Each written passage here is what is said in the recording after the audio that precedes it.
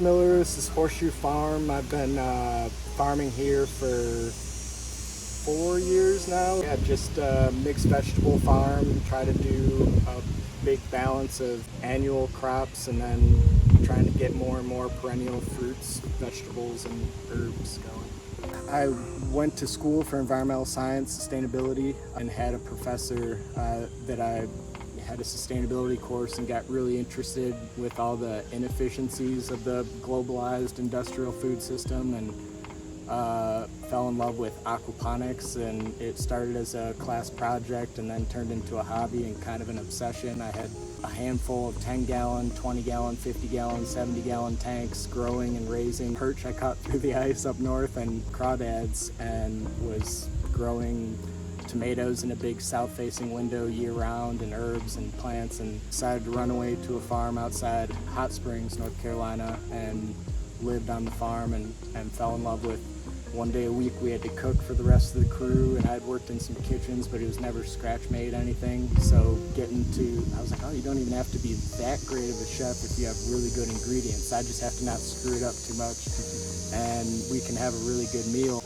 Then working on a farm in Kansas City and then Chicago, and start selling to, James Beard, Michelin star chefs, and it was really cool to see that whole side of things. And then worked in farm table kitchen in Grand Rapids and farmed during the day, and so I just fell in love with both sides of the farm to table kind of scene, and agriculture and cooking, and just how food brings people together is really special, whichever side of the table you're on, sharing a meal or growing a garden. And it's just a really cool way to, a silly way to make a living, but a cool way to spend your time. Well, for us, it's a good, creative exercise. And we were talking a little bit about the challenges, specifically this time of year where the bulk of the produce is sort of waning. Yeah. And we're struggling to get more in the ground. And then as a chef, we're looking at things we want to cook. And so I know it's hard for you, but I think for us it's kind of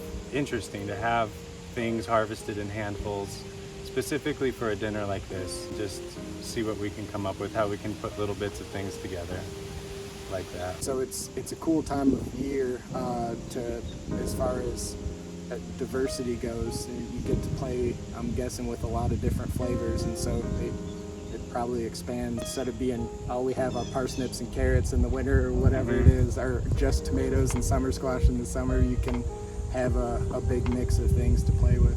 Yeah, absolutely.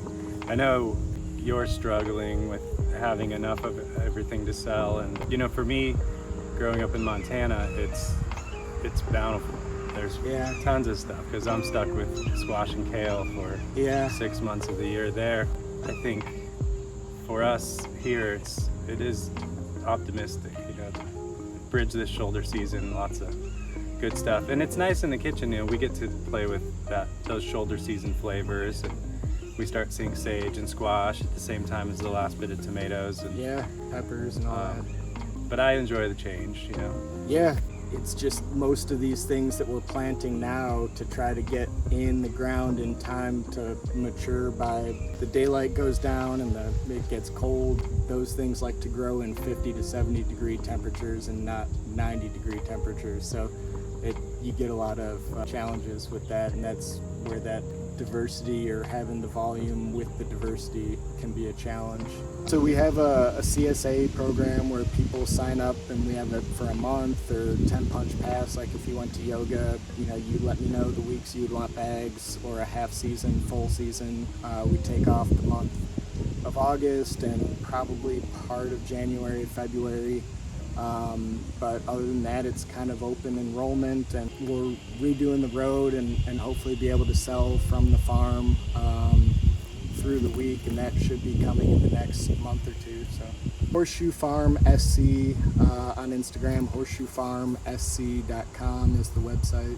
I'm very excited about this dinner, Topsoil dinner. It's just so cool that a restaurant will highlight a farm and everything that particular farm is doing, and even though they support the whole surrounding farm scene in Greenville, to highlight one each month is just a really cool way to get people to know about all the nuances of all the different farms and what they're providing, and personalities and everything. So it's just really exciting, and then to see what Chef Adam comes up with is definitely my favorite part of it too. So.